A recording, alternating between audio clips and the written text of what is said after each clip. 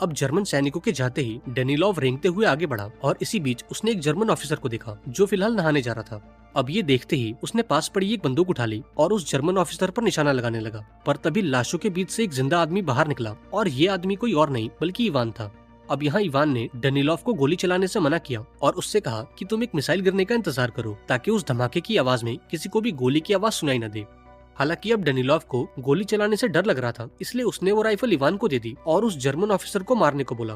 अब यहाँ इवान ने भी राइफल ले ली और उस जर्मन ऑफिसर पर निशाना लगाने लगा। अब जैसे ही एक मिसाइल का धमाका हुआ तो इवान ने एक हेडशॉट मारकर उस जर्मन ऑफिसर का काम तमाम कर दिया और उस धमाके के चलते किसी ने भी गोली की आवाज नहीं सुनी।